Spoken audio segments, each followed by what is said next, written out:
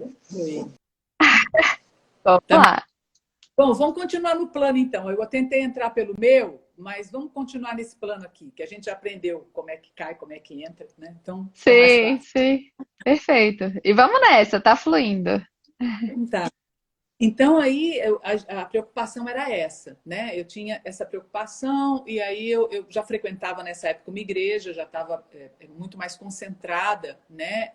Já tinha, estava fazendo faculdade de novo e tal, então eu estava meio que quase terminando a terceira faculdade, então eu estava num processo, eu ia para a igreja e me dedicava e estava pensando em me dedicar ainda mais depois que eu tivesse um tempo maior. E daí eu comecei a fazer uma campanha de oração mesmo, né? Eu falei, Senhor, eu não gostaria de me equivocar, né? Eu não gostaria que essa impressão que eu tenho ela estivesse fosse um engano. E eu também, eu acho que a gente vai aprendendo com a vida, né? Por uma questão de estatística, eu acho que se o casamento dele consegue ser restaurado, vão ser três pessoas felizes. Na verdade, três pessoas felizes é melhor do que duas felizes, né? Então, vamos primeiro pensar nesse primeiro plano, né? Aí conversei com a pastora, que era minha pastora na época, ela falou: vamos orar, né? Vamos orar por ele, para que a família possa estar junto de novo. Aí eu não contei nada para ele, mas eu entrei numa campanha de oração, porque ele já tinha me dito que ele tinha dado um prazo, porque ele também sofria muito com essa situação de estar longe da filha, com essa situação do casamento não voltar, mas ele também não podia passar mais anos tentando, né? Porque a cabeça dele, ele queria realmente tentar muito. E daí eu falei, bom, então vamos orar, né? Porque o que pode fazer, eu não tenho como fazer mais nada, mas eu não contei, mas a minha oração no princípio era, olha, o Senhor traga de novo essa esposa para ele, resolva esse problema e tal. E eu passei, né? A gente se reencontrou em agosto, então de agosto até novembro, a minha oração era para que ele me dissesse mesmo, olha, as coisas estão mudando por aqui. Olha, porque eu sentia quando eu falava pelo telefone com ele, eu sentia que isso ainda era importante para ele, né? Então eu estava orando para aquilo que era importante. Sei que ele sentiu alguma coisa por mim, mas eu falei, não, mas ele, né, ele gostaria de tomado. Então eu falei, orei. Sim. Aí quando no dia, que era o dia que ele tinha dado um prazo, né, para a esposa dele na época, né, que já era quase uma ex-esposa, a gente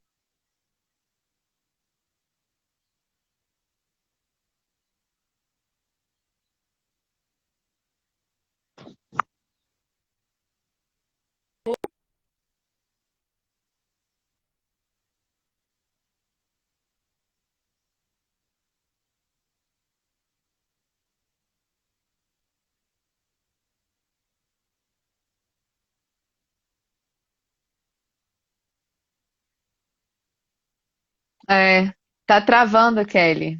Tá travando mesmo.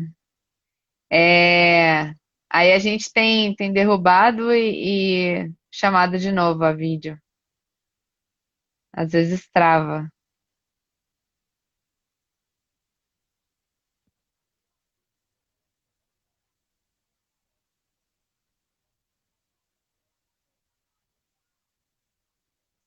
Pode ser, Maria. Deixa, só que aí ela precisa entrar aqui para eu chamar. Deixa eu dar uma olhada.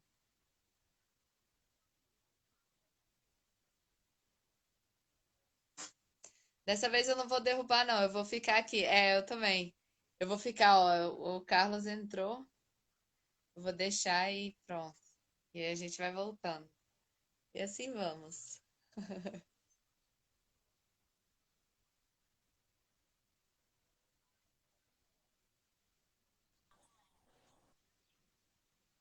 Olá.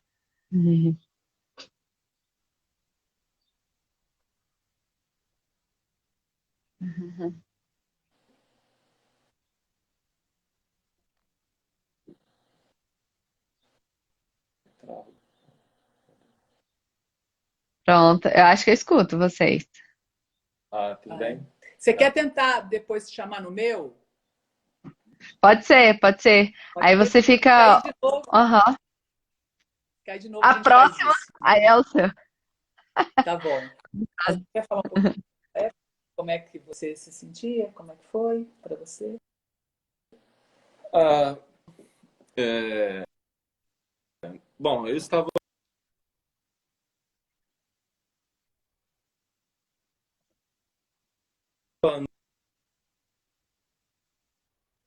no momento. É, tá travando.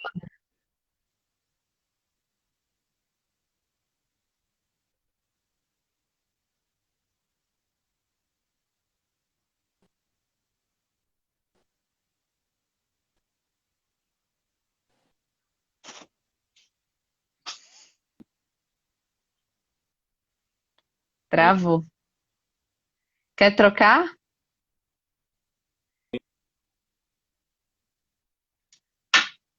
Carlos, a gente não tá te ouvindo. A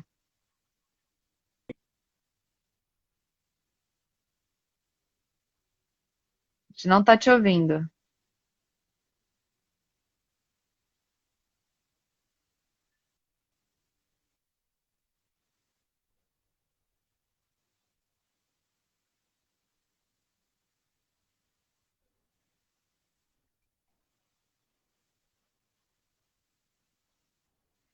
É, vamos tentar, ô Kátia, no seu?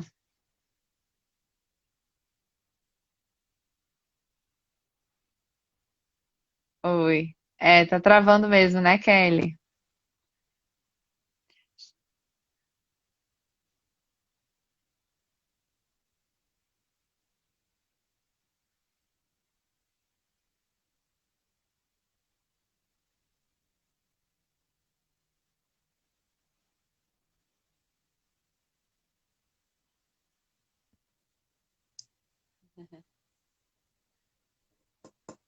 Agora eles vão trocar. Aí a Kátia vai entrar com o perfil dela, acho que vai ficar melhor.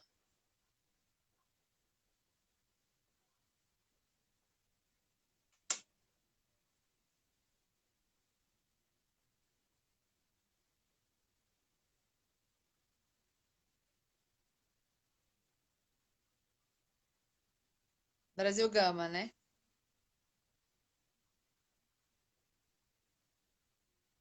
É.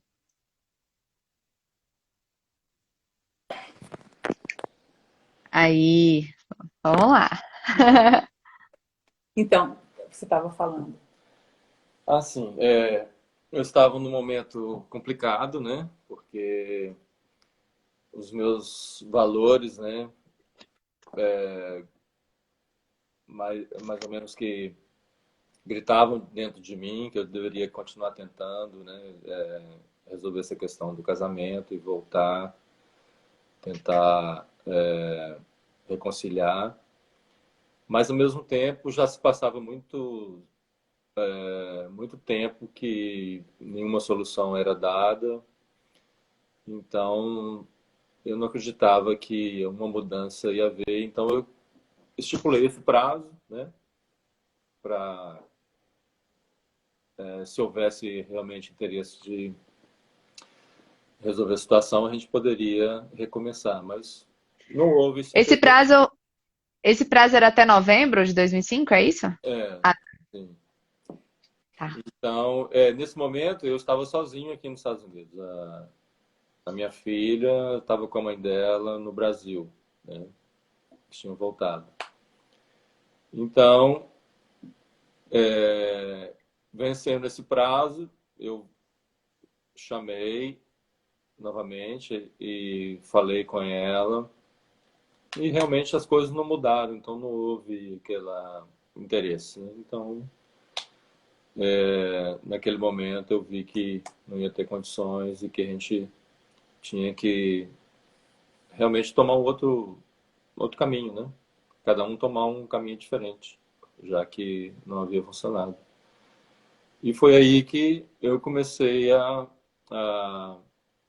conversar com a Kátia de uma forma diferente, né? Falei assim, olha, realmente não funcionou, então a gente pode se falar tranquilamente, né? E ver o que que pode acontecer dessa volta, né? De estar falando e revendo tudo que a gente viveu, né?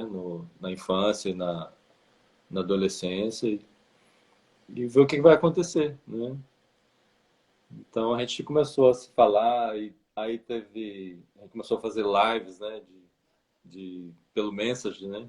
Acho que foi Ah, naquela época era a coisa do momento, né? Você conseguir falar e ver ao mesmo tempo a pessoa. E então foi assim algo muito muito louco, né, naquele momento, né? Porque havia muitas coisas que eu estava trabalhando dentro do meu coração a respeito da minha situação, né? E estar falando com uma pessoa que era muito próxima né, do passado e voltando toda aquelas lembranças, né? Todo aquele calor, né? Daquela época, né? Aquele amor mesmo de adolescência, né? De juventude que a gente sentia. Então, aquilo tudo voltando assim, então estava tudo misturado na minha cabeça e eu tentando administrar essas coisas, né? Naquele momento, tentando não tomar uma atitude somente pelo calor da situação, né? Então, assim, foi algo bem difícil de administrar naquele momento. Mas aí a gente começou a se falar e ela me falando da situação dela no país, né, no Brasil, que estava muito bem, que ela tinha alcançado muitas coisas, né, que ela estava numa posição interessante naquele momento, trabalhando, né, no lugar que ela gostava, né, numa posição que ela estava feliz em ocupar e tudo.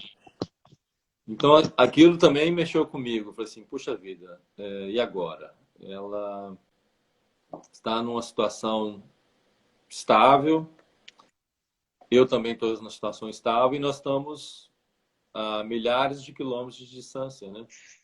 Como é que isso pode sim. ser resolvido, né?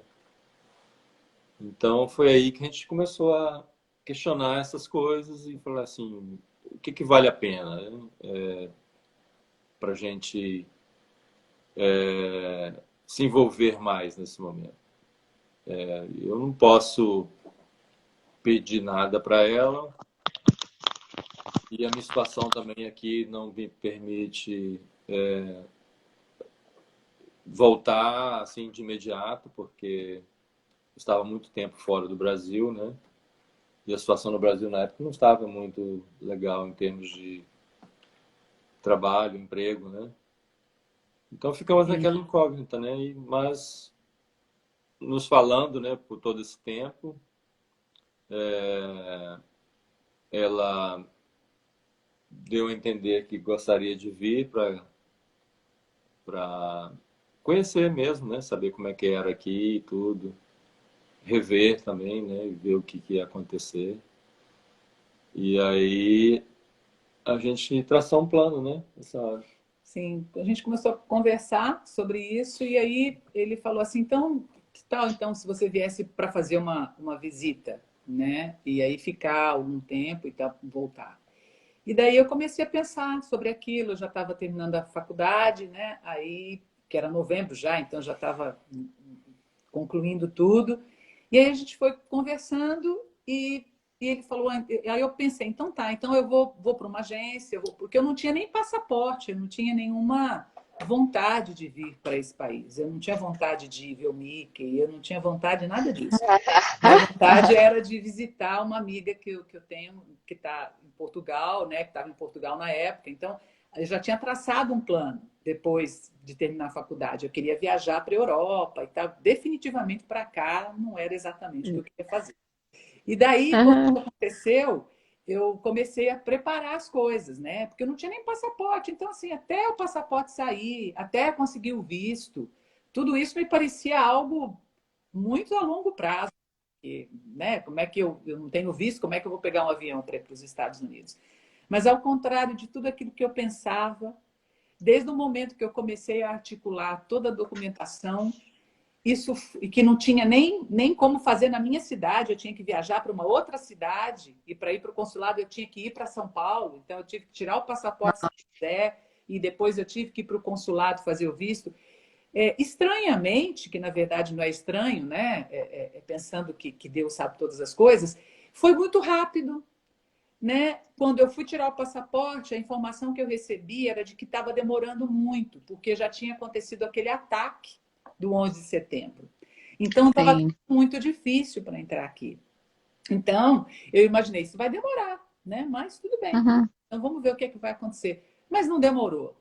Uma semana depois que eu tinha dado entrada no passaporte, eu recebi um telefonema dizendo, pode vir buscar. Eu falei, não, o senhor está enganado. Me falaram que ia demorar. Não, a senhora é que está enganada, porque já está pronto. E aí eu fui buscar e pensei, nossa, que coisa maluca. E aí eu já estava com tudo isso na mão e eu fui até a agência, como eu nunca tinha vindo para cá, eu pensei, eu vou com um grupo. Eu vou, na verdade, numa excursão, que fica mais fácil para mim, eu vou me sentir mais segura e tal.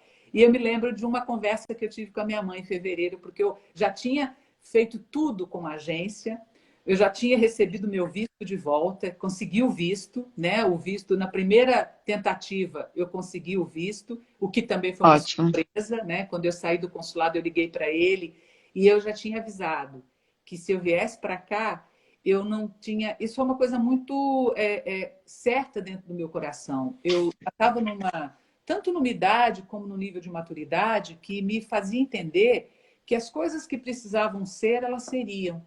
Eu não estava mais afim de namorar, de ficar brincando.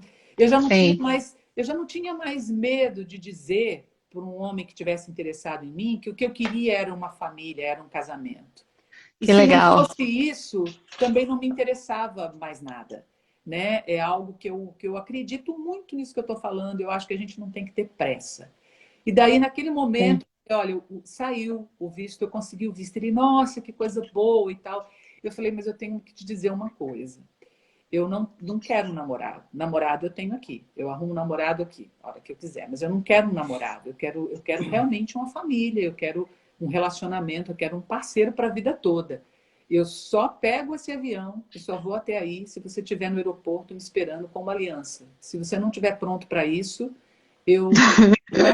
Eu falei, ué, Certíssima, certíssima. eu Ué. não ia sair de um emprego que era ótimo, de tudo que estava ótimo, né? E aí eu precisava dar essa notícia para ele, porque ele precisava, apesar da confusão toda dentro do coração dele, ele precisava ter essa certeza, né? Então eu falei, ele falou. Aí quando eu falei, eu só vou se você tiver com uma aliança me esperando no aeroporto. Ele falou, qual o número do seu dedo? Aí eu tive certeza, Ah, né? garota. É. Na hora que eu falei isso, ele parou o telefone e falou, qual é o número do seu dedo? Qual é o número do seu anel, né? E aí eu tive certeza Sim. dentro do meu coração. Aí, a partir daquele momento, eu comecei a esperar um grupo que viesse. Daí chegou fevereiro, a minha mãe um dia me ligou e falou assim: esse rapaz já está esperando por uma parceria há muito tempo.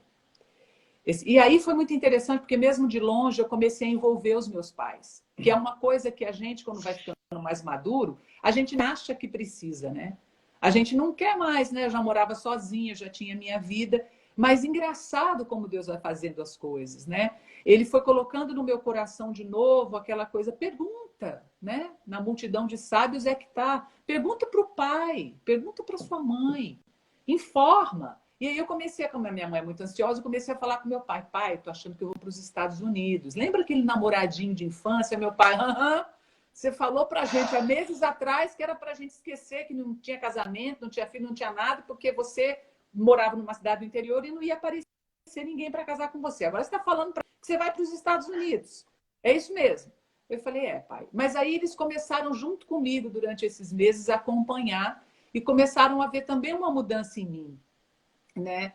Com essa parceria, com esse namoro à distância, mas com essa consciência daquilo que um representava para o outro, alguma coisa dentro de mim também começou a mudar.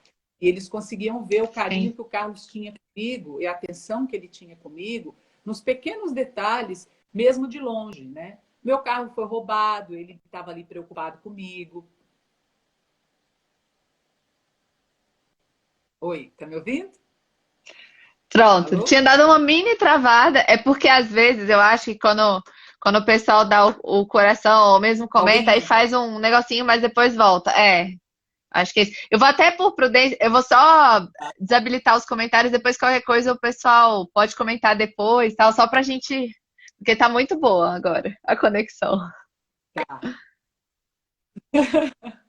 Então, daí ele cuidava muito de mim, mesmo de longe, né? Eu lembro que o meu carro foi roubado e ele me ligou e falou: Olha, eu não quero que você saia por aí, porque eu já fazia alguns trabalhos e tal, eu sempre cantei, então eu fazia alguns trabalhos na noite. Ele falou: Não quero que você saia Legal. com um carro que não funciona para fazer isso, viajando para Campos do Jordão. Eu tenho um dinheiro aqui que eu gostaria de te oferecer para você conseguir comprar um carro e tal. E aí eu contei para o meu pai falou, não, você não vai aceitar nada dele, nós vamos resolver isso juntos, mas de qualquer maneira ele já ganhou muitos pontos comigo, porque mesmo de longe ele está Sim. preocupado, que ele não vê há muitos anos. Então essas coisas eu fui trocando, eu fui conversando com a minha família, fui dividindo. E aí, quando chegou fevereiro, a minha mãe falou, filha, eu lembro que eu estava no trabalho nesse dia, ela falou, quando que você viaja? Eu falei, mãe, eu estou esperando um grupo. Ela falou, deixa eu te dizer uma coisa, esse grupo não vai aparecer.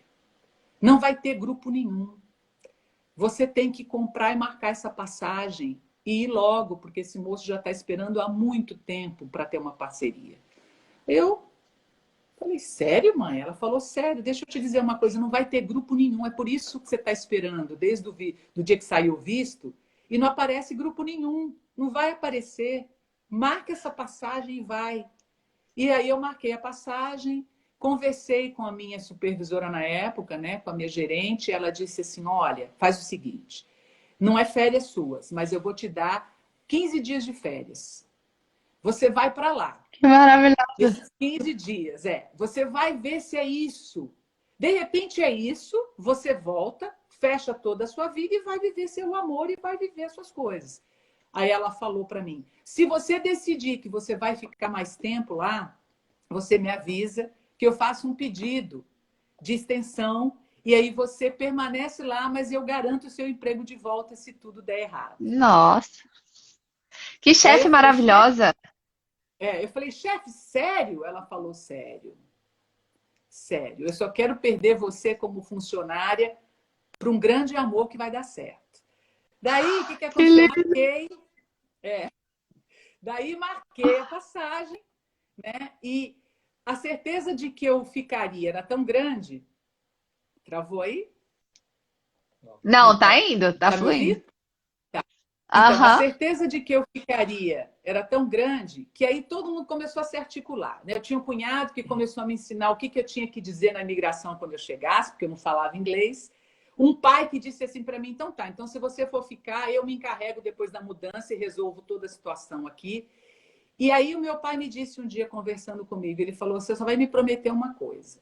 Tem problema, eu cuido da sua mudança, eu cuido de tudo, né? Você pode ir e tal. A única coisa que eu preciso te lembrar é que você vai chegar lá e não vai mais encontrar aquele menino de 11 anos. E nem de 20, nem de 18. Você vai encontrar um homem. E você já é uma mulher. Então, a hora que chegar lá, vocês vão ter que decidir se é isso mesmo. Porque eu não vou, como pai, poder te proteger nessa distância.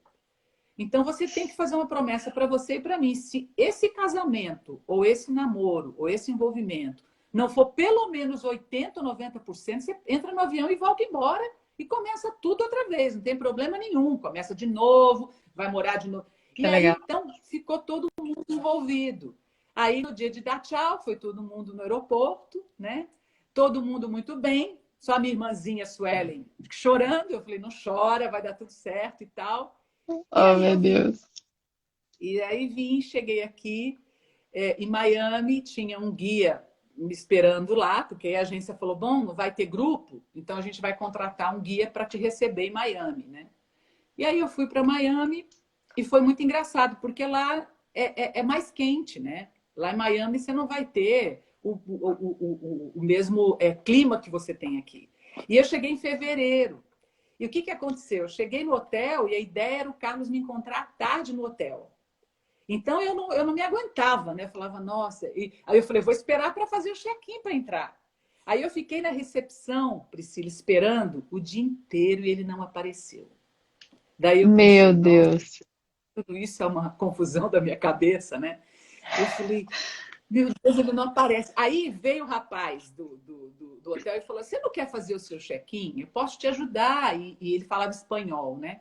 E depois você. E aí eu comecei a ficar preocupada, porque eu não falava uma palavra de inglês. Eu falei: Como é que vai ser isso? E o cara falando ali um portunhol comigo para ver se eu entendia. Eu falei: Eu preciso telefonar para minha família. Eu preciso ligar para minha mãe para dizer que eu estou bem, que eu cheguei bem, né? E me preocupando, sim, com ele, porque eu não tinha celular, né? Não tinha, na época, como falar Sim. com ele. Assim, aconteceu isso, então eu não sabia o que tinha acontecido. O que eu fiz? Eu liguei para minha casa. Quando eu liguei para minha casa, eu falei, mãe, cheguei, disfarçando, né? Cheguei, tá tudo bem, já tô aqui no hotel e tal. Ela, tá tudo bem mesmo, filha? Eu, tá tudo jóia. Ela, não tem nada para me dizer? Eu falei, não, tá tudo bem. Ela, tá tudo bem, nada. Eu sei que você está aí no hotel sozinha. Eu, como é que a senhora sabe? Ela falou, o que ele tinha feito? Ele já tinha ligado para minha mãe para tranquilizá-la. Ele ligou para os Caramba, que meus legal. pais. Ele ligou e tranquilizou, olha, ela vai ligar. Ela com certeza vai ligar nervosa ou preocupada ou tensa, mas, por favor, procure acalmá-la. O problema é que teve uma nevasca aqui. Todos os aeroportos estão fechados. Ninguém consegue entrar e nem sair. Eu não sei quando é que eu vou conseguir chegar lá no hotel para vê-la. Porque eu não tenho condição de nem de carro e nem de avião. Fechou tudo. Meu Então você Deus. pode imaginar que nevasco foi naquele fevereiro. E Nossa daí Senhora. E daí aquela coisa toda aí finalmente ele consegue ligar para o hotel, eu vou para o quarto, ele consegue o telefone do hotel, porque ele já sabia qual era o hotel. Aí ele me liga e me explica tudo, mas isso já era tarde. Só quando eu entrei à noite no quarto que ele me ligou e falou isso. E daí eu me acalmei, ele falou, olha, fica calma, eu sei que é difícil, eu sei que é complicado, mas fica calma, assim que o aeroporto abrir, eu vou para aí. Eu falei, então combinado, né? E daí fiquei lá naquele dia, fiquei mais um dia, ele só chegou lá no terceiro dia, né? E aí tinha Nossa. uma dessas lojas, né, chamada Walgreens, que é muito comum aqui, e eu, assim, com muito medo de ir até no restaurante. Pensa naquela pessoa que nunca fez uma viagem internacional. Era eu, gente, eu tenho que confessar, né? Então, assim, eu não queria ir nem no restaurante. Essa coisa da comunicação, para mim, era algo tão complexo, né? Que eu queria ficar quietinha ali dentro do quarto. Daí, o que eu fiz? Descobri o Walgreens, fui até o Walgreens e comecei a me alimentar de batata Pringles todos esses dias, né? Então, eu ia lá comprar uma batatinha Pringles, trazia para o quarto e ficava ali. E aí, finalmente, no terceiro dia, ele falou, agora a gente vai conseguir. Eu estou indo para aí e chego à noite. E daí, naquele dia, eu tomei, assim, uns 5 banhos. Sequei o cabelo umas 5 vezes. E, afinal, eu ia finalmente encontrá-lo. E daí foi muito legal. E daí ele consegue pegar o avião, chega no hotel, e aí a gente se reencontra, e é muito legal, né? E aí eu vejo aquele moço parado assim na frente, né, da porta, e olhando para aquele olhar, né, para aquele menino que cresceu, porque ele era para mim o menino que cresceu. Ele não pense você que ele estava vestido de terno e gravata, ele foi vestido dele mesmo, né? Com aquele olhar Aham. que eu sempre gostei, porque era um olhar humilde, era um olhar sincero. E foi muito legal ver que ele tinha virado um homem, mas que eu consegui identificar aquele menino ali, né? Aí a gente se abraçou A essência, né? longamente e ele disse assim: primeira coisa que você tem que fazer é ligar para sua mãe, para os seus pais e dizer que eu estou aqui, porque eu quero que eles fiquem tranquilos, né? Ele ligou para os meus pais, né? E a gente ficou tranquila. E no dia que ele chegou era o Valentine's Day, que era o dia dos namorados aqui, né? Oh, que bonitinho.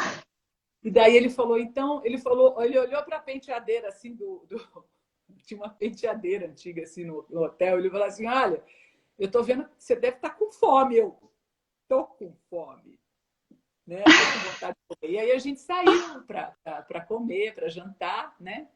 E ele foi abraçado comigo, segurando a minha mão, assim, como quem vai guiando, assim e tal. E aí a gente jantou e conversamos assim longamente. Fomos dormir super tarde, porque a gente ficou falando muito. Passamos ali em Miami, acho que uns 2 ou 3 dias, né? Acho que foi. Conhecemos algum. Conhecemos alguns lugares ali e muito interessante, porque toda essa confusão que ele comenta que ele tinha, eu conseguia ver. Eu conseguia ver um homem dedicado, eu conseguia ver alguém que estava feliz comigo ali, mas eu também conseguia ver uma pessoa tentando se organizar internamente, né? Porque uma novidade de vida estava acontecendo dentro dele, né? Então, eu acho que é legal mencionar isso porque a gente tem que lidar com as coisas que são reais mesmo. As coisas não são assim, você Sim, põe micro-ondas e já tira e está tudo pronto. Não, você precisa estar observando ali e você precisa estar sabendo em que time que você está jogando. Você está todo mundo jogando no mesmo time, em algum momento esse time vai se afinar, vocês vão jogar bem, né? Então, eu procurei conter as minhas expectativas e olhar para quem ele era, ele olhar para quem eu era. E foi assim que começou a nossa vida aqui. Daí a gente, depois de 3 dias, saiu de lá, a gente voou para cá, para Maryland, né? E aí ele foi mostrar o lugar que ele tinha preparado para a gente. Ele falou, olha, aqui está preparado. Se você se sentir à vontade de nós estarmos juntos aqui, vamos ficar aqui. Se você não se sentir ainda à vontade, você pode dormir no outro local. Então, a gente teve um cuidado muito grande com isso. A gente orou durante todo esse tempo, porque chegando aqui, aí eu já tinha o meu anel, a gente passou alguns meses conversando sobre isso, a gente já teve certeza de que definitivamente nós íamos nos casar. E nós só não nos casamos imediatamente quando eu cheguei, porque nós decidimos juntos que a primeira coisa que a gente ia fazer é regularizar a situação dele aqui no Brasil, com o divórcio. Eu não queria me casar aqui sem que ele tivesse divorciado aqui, porque isso era possível. Aqui eles não iam questioná-lo se ele era casado ou não no Brasil. Mas dentro do nosso coração isso não funcionava. A gente então começou um processo de orar, de orar, de orar, para que realmente esse documento saísse, para que a gente pudesse se casar, né? Independente de que aqui pudesse ser diferente. E foi isso que a gente fez. A gente orou durante esse tempo todo. Eu cheguei em fevereiro de 2006 aqui, e nós nos casamos em 2007. E eu me lembro de ligar para o meu pai e falar, pai, eu posso esperar para a gente marcar o casamento, para o senhor vir, né? Porque eu queria muito que o senhor entrasse comigo na igreja. E aí ele disse assim, filha, como eu não tenho visto e eu não sei ainda quando vai ser, eu prefiro que você se case. Eu acho que você não tem que esperar. Eu acho que o legal, eu acho que o correto é você se casar. Eu não vou ficar arrasado, eu vou sentir sua falta, mas eu prefiro que você se case. E aí foi o que a gente fez. A gente se casou aqui naquilo que a gente chama de juiz, e aí em outubro de 2007 nós nos casamos na igreja, com tudo que a gente tinha que ter. Foi um casamento bastante simples, porque nós não tínhamos a família toda aqui, mas elegante do jeito que a gente queria que fosse, né? E elegância aí não é sim. elegância de luxo, uma elegância do jeito que a gente queria mesmo. A gente queria só um bolo com uma champanhe na igreja, só para as pessoas comerem um bolinho, então não teve uma festança, né? Eu queria muito cantar no meu casamento, então eu cantei todas as músicas, só não cantei a música que eu tinha que entrar, porque aí não dava para eu entrar e cantar. Então eu acabei escolhendo, nós escolhemos as músicas que a gente queria, né? Como boa brasileira, eu escolhi praticamente todas em português, né? Ainda que eu estivesse aqui nos Estados Unidos. Então o nosso casamento teve um repertório brasileiro, né? De música que Que ele legal. gostava, eu gostava. Eu entrei com uma música que eu amo até hoje, do Ivan Lins, e foi uma pessoa que a gente conversou, que a gente conhecia na época, que cantou. Então eu diria para você que foi tudo do jeito que Deus preparou mesmo, né? Foi do jeito que o Senhor foi conduzindo, e a vontade dele é sempre melhor do que a nossa e sempre perfeita e agradável. Eu acho que por isso é que as coisas funcionaram. Eu entrei sozinha na igreja, porque já que meu pai não estava lá, eu preferi entrar sozinha, né? Eu e eu Ah, mesma, e até porque esse espaço mesmo do meu lado era dele, então eu queria que ele se soubesse que ele estava representado ali, mesmo que não tivesse ninguém entrando comigo, né? E foi assim uma das sim. maiores emoções mesmo, né? Escolher o vestido, coisas que eu não imaginava mais que eu fosse fazer, porque quando eu me casei, eu já estava com 37 anos. Então, com 37 anos, as pessoas acham primeiro que elas não vão se casar mais. Depois elas começam a achar que ficaram para titia. Aí depois elas começam a achar que não vale mais a pena. Foi não, eu me casei mesmo com vestido de noiva, não era totalmente branco, porque eu não queria branco, então era o que eles chamam aqui de off-white, né? O meu marido estava lindo, ali me esperando. Cantei para ele a música e foi assim muito, muito especial para nós, assim, né? foi uma das maiores emoções mesmo da minha vida, saber que eu estava indo para um casamento que no meu coração eu sabia que e sei que era para sempre, que era com a pessoa que tinha que ser. Então eu não tinha a menor dúvida, assim, né? E aí foi muito engraçado porque a gente teve amigos que nos ajudaram, porque já que a minha família não estava aqui, então as minhas amigas, né, que devem estar assistindo, a Maura, a Andréia, a Meire, a Marli, elas fizeram um chá de lingerie para mim antes de eu sair de lá, e elas Que legal. acompanharam todo esse processo, a Cristiane, todas elas eram aquele grupo de amigas que você leva para a vida inteira, né? É um grupo de Sim. 5, assim, grudadas, assim, e elas acompanharam tudo isso. Então, elas estavam assistindo o casamento, a minha família assistiu. Na época, a gente teve um amigo que nos ajudou com isso, né? Então, foi isso. E assim começou a nossa vida de casamento mesmo, né? E aí, os desafios só aumentaram, né? Uhum. Muitos desafios. Conta um pouquinho como é que você se sentiu. Bom, foi tudo assim muito, eu vou dizer assim, novo, né, para mim, porque apesar de ter sido casado, né, antes, eu acho que as emoções foram diferentes, né? Então posso dizer que foi novo, né? Era um recomeço, era uma nova oportunidade, né? E também um momento para eu poder curar, né, tudo aquilo que estava dentro de mim, que me fazia me sentir incomodado, né, com a minha situação anterior. Então, a Kátia veio para me dar vamos dizer, uma nova esperança, né, de um casamento feliz, de um casamento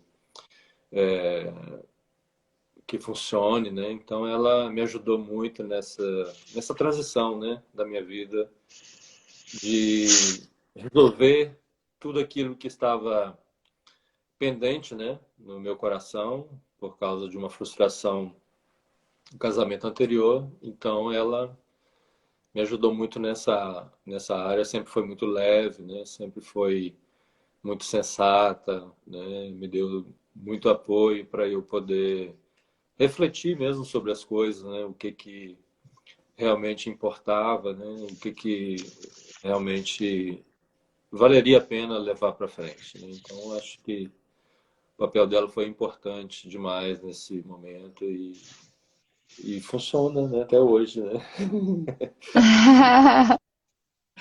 E o interessante é que a gente se casou, né, numa igreja, e é muito legal, porque aí a gente se casou nessa igreja e depois nós fomos para uma outra igreja. Nós frequentávamos essa igreja, né? E depois nós fomos para uma outra igreja. E agora, depois de alguns anos, a gente não só mora, como a gente frequenta de novo a mesma igreja, né? Que é um Que outro pastor, legal. uma outra situação. Então é muito engraçado, porque hoje a gente vai aos domingos na igreja e nós podemos estar na capela que a gente se casou, né? Então é muito Que legal que a legal. gente vai e volta, né? E agora a gente mora perto dessa capela, né? E eu tenho uma coisa aqui para te Sim. mostrar que é legal, que é um episódio da vida do Carlos. Esse desenho aqui, ó, Que bonito. tá vendo? Aham, um triângulo, uma casa triangular, né? É um Isso. chalé. É um chalé, na verdade.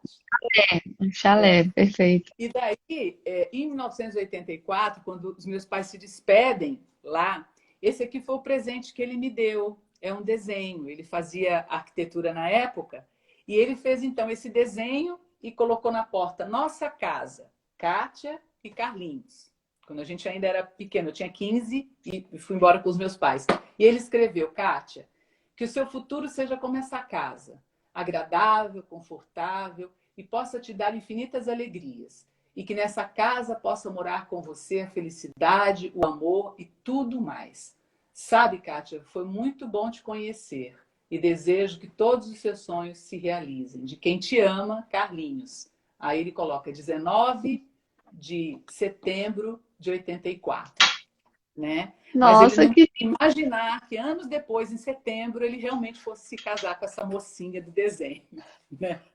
Porque aí eu sim. guardei esse desenho durante toda a vida. E quando a gente se reencontrou, ele falou: não é possível, você não tem esse desenho mais. Foi o único desenho de arquitetura que eu fiz. Eu falei, não, eu tenho.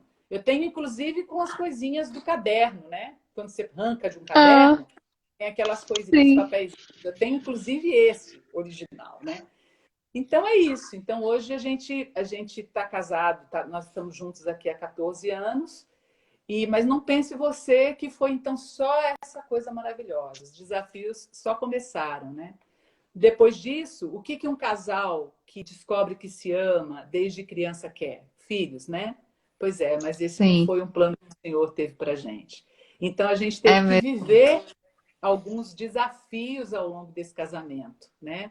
Eu acho que o primeiro desafio foi a minha adaptação aqui, que eu tive que me reinventar completamente, porque já não eram as mesmas amizades, não era o mesmo trabalho, enfim, eu tive que me reinventar por conta da questão do casamento, né? Nós tentamos, nós ficamos praticamente de 2007 até, a partir do casamento, até 2018, tentando ter filhos, né? Então, logo ali atrás, né? Passamos por mais de 10 fertilizações in vitro, passamos por 3 abortos e passamos também pelos grandes desafios que foram 2 cirurgias de peito aberto de coração, onde eu quase morri. Então, assim, não Nossa, tem, nossa, tem só coisa assim, nossa, olha que legal, né? O casal, agora eles têm filho, a coisa acontece que nem na Disneylândia. Não funciona assim, né? Como a sua página sim, diz, os amores são reais, né? sim, E o que é que eu posso te dizer desses desafios? Eu posso te dizer, eu não sei, acho que o Carlos concorda comigo, que talvez um outro casal ficasse com muita dificuldade de viver 10 anos tentando engravidar e saber que não vai ter filhos. Então, quando eu descobri que eu ia ter uma dificuldade, eu nem imaginava, porque eu nunca tinha tentado ter filhos, né? Para mim, filhos sempre foi para mim consequência de um casamento. Não porque eu seja sim, uma pessoa preconceituosa com as mães que são solos, nada disso. Só acho que filho precisa de pai e mãe. Eu continuo achando, eu tive pai e mãe o tempo todo, tive irmãos, eu continuo acreditando que uma criança tem uma assessoria muito melhor quando ela tem parceiros ali, né? E essa sim, parceria tem que ser dividida do que é mesmo criar uma criança, do que é ter um bebê, do que é pôr uma criança no mundo, né? As mães solos têm todo o meu respeito, mas eu sei também o quanto é pesado, é uma tarefa para elas, às vezes, sozinhas, que é muito complicado, né? Então, eu nunca sim, quis essa realidade para mim, eu nunca quis. Ah, eu não tive marido, mas eu vou ter filhos. Para mim não funcionava isso, eu não queria ter essa tarefa só para mim, né? Então, eu passei a tentar ter filhos quando eu me casei de verdade. E aí foi que eu descobri, né? As dificuldades do meu corpo, que eu já não imaginava, mas eu já imaginava que alguma coisa fosse acontecer, porque afinal eu já me casei um pouco mais tarde, então essa dificuldade, obviamente, fisiológica já existiria, né? Mas eu não podia imaginar que eu fosse passar por tudo que eu passei, né? E aí, quando as pessoas me perguntavam, porque quando você vai fazer um tratamento de fertilização in vitro aqui, você precisa passar por um tratamento com psicólogo, então o pessoal perguntava, mas por que você quer tanto? Eu falei, porque eu tenho um lar, é só por isso, porque eu tenho um ninho, e eu acho que um ninho precisa de um passarinho, né? Então, só valeu a pena todos esses anos de tentativa porque tinha um passarinho pai, né? Porque tinha um parceiro, porque eu acho que se eu me casasse com uma outra pessoa que não fosse tão parceira, que fosse muito legal, mas não fosse tão parceira, talvez nem acontecesse mesmo de querer ter filhos, né? Então, quando eu descobri, eu fui muito sincera com ele. Foi triste naquele dia o diagnóstico, mas eu falei: olha, ainda está em tempo. Eu falei para ele: você pode reconstruir a sua vida com uma outra pessoa. Eu não sabia que eu não podia ter filhos. Eu falei: eu não sabia que eu ia ter que enfrentar tratamentos de fertilidade. Então, eu quero te deixar muita vontade, porque eu não sabia mesmo. E daí ele falou: de jeito nenhum, nós vamos viver essa caminhada juntos e tá tudo certo para mim. E foi isso que ele fez, né? Durante todos esses anos, que não é fácil, casais que passam por tratamento de fertilidade sabem, muitas vezes o marido, ele é uma pessoa que está ali do seu lado e ele precisa aguentar uma série de coisas que são efeitos dos hormônios e tal, e em tudo isso ele esteve ali do meu lado, né? Sempre dizendo: não, se você não tentou tudo que você queria tentar, a gente vai até onde você entende que precisa, né? E isso demandou energia, isso demandou dinheiro, isso demandou uma série de coisas que foram realmente muito complexas, né? E numa dessas tentativas, o médico descobre, exatamente no dia de um procedimento que é muito importante para quem faz tratamento de fertilidade, que chama-se aqui retrieval, que é quando eles vão tirar o óvulo que o seu corpo produziu. E às vezes é tão difícil o seu corpo produzir um óvulo que é um óvulo com a qualidade que o médico precisa para fazer a fertilização in vitro. Exatamente na hora do procedimento, o médico descobre que tem um problema no meu coração. Mas na hora, estou de roupinha ali na sala, ele descobre e ele fala, você vai ter que voltar para casa com esse óvulo aí, porque nós não vamos poder tirá-lo. O seu coração está dizendo que tem alguma coisa muito errada e eu não vou poder fazer esse procedimento. E aí, a partir daí, a gente descobre um primeiro ponto, né, do meu coração, que tinha um problema gravíssimo, e eu tive que fazer uma cirurgia às pressas, né? E consegui me recuperar dessa cirurgia, consegui ficar bem, e ele aqui do meu ladinho ali, o tempo todo ali forte comigo. E aí, o ano passado, de novo, né? Porque eu sou uma pessoa que... Eu sou um evento, Priscila. Quando eu vou para o hospital, é para causar. Eu não vou para o hospital por uma coisinha. Vou dar uma gripe, uma dor de barriga. Não, quando eu vou para o hospital, o povo já fala, cara, já estamos orando. Já estamos orando. É a Kátia que foi para o hospital, então vamos lá. Porque ela é um evento no hospital, né? E aí, no ano de 2018, quando a gente também estava se despedindo das últimas tentativas, né? Eu não sabia, mas eu estava muito doente. Eu estava com uma infecção grave, mas eu não sabia. E aí só descobrimos essa infecção grave ali em maio. E eu tive que ser submetida mais uma vez, né? E aí numa situação muito pior, porque eu fui para o hospital já com uma infecção generalizada e que tinha afetado o meu coração. Então, dessa vez, eu realmente fui para a cirurgia sem saber se eu sairia mesmo de lá, né? E aí eu fiz de novo uma outra cirurgia de peito aberto, enfim. E aí estou aqui hoje, graças a Deus que foi ano passado, porque se fosse nesse ano de pandemia, talvez a gente não fizesse essa live, né? Então, assim, Deus é muito bom o tempo todo. E é isso. Então, assim, eu queria citar esses desafios, porque às vezes parece que, né? Ah, mas que casal lindo, que casal... Não, tem hora que a gente precisa se juntar, né? E caminhar mesmo. E aí a gente entende aquilo que... Quando você casa na igreja, né? Aquela velha história, né? Na saúde e na doença, né? Até que a morte o separe. E não é só na saúde e na doença, né? Porque teve essa questão da doença, teve essa questão física. Eu sempre brinco com ele e falo, pô, onde é que você foi amarrar seu burro, né? Você foi casar com uma mulher que dá uma manutenção danada, né? Aí ele fala assim, ah, mas eu já sei quem é que me deu a garantia da manutenção. Foi o cara lá de cima. Então eu tô tranquila. Ah, que bonito. Tranquila que a garantia é dele lá de cima, né? Então eu tô tranquilo. Mas essas coisas todas, né? Na saúde, na doença, mas também nessa perspectiva. Puxa, então é um casamento que a gente não vai ter filhos. Então como é que a gente vai fazer, né? Como é que vai ser essa vida, né? Como é que a gente vai caminhar como casal dessa forma? Porque todo mundo acha que um casamento bem-sucedido é exatamente o casamento que tem filhos, né? Gente, estou aqui para dizer que não, viu? Tem casamento bem-sucedido quando o plano também de Deus não é filhos, né? Perfeito! Eu queria muito que fosse. Seria ótimo te apresentar um bebezinho aqui, mas só posso te apresentar a Hope, que é uma cadelinha, mas só posso te apresentar ela nesse momento. E as nossas galinhas que estão lá no galinheiro, que são lindas. Então, assim, realmente essa é uma fala especial para casais que sofrem com isso. É possível, assim, gente, viver uma vida onde você tentou ser mãe, onde você tentou todas as suas possibilidades e você olha para o Senhor e fala, Senhor, esse milagre não vai vir? E aí ele vira para você no hospital e diz assim, não, minha querida, toda vez que eu mando você para o hospital, não é para ter o bebê, né? Porque eu só vou para o hospital nem para ter bebê. Eu tô assim mesmo. Pô, Senhor, de novo? Eu vou para o hospital e não vou sair de lá com um bebê? Isso não dá. Aí da última vez ele falou assim, seja uma boa menina e entenda que você quer sair do hospital com um milagre na mão, que seria o bebê. Mas o que eu quero é que você entenda que o milagre é você. Você vai sair daqui do hospital, você vai se recuperar, né? Vocês vão se reerguer e eu vou estar junto com vocês todos os dias da vida de vocês, com ou sem filhos. E aí, quando eu entendi que o milagre é nós, que o milagre somos nós, fica mais fácil a gente entender que tem planos que a gente não controla, Sim. né? Você pode tentar, como a gente, né? Foram mais de 10 fertilizações in vitro, foram muitos anos de tentativa. Eu sou especialista e trabalho hoje com isso, né? Hoje eu atendo mulheres que também precisam dessa orientação, né? Que passam por Ah, processo, legal.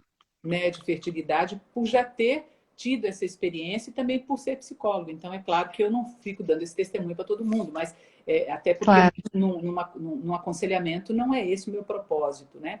Mas eu acho que é legal dizer isso, é legal dizer que tem sim, né? Eu até brinco com as minhas amigas, eu digo assim, mulheres sem filhos, quem são, como vivem, o que pensam, existe esse universo também.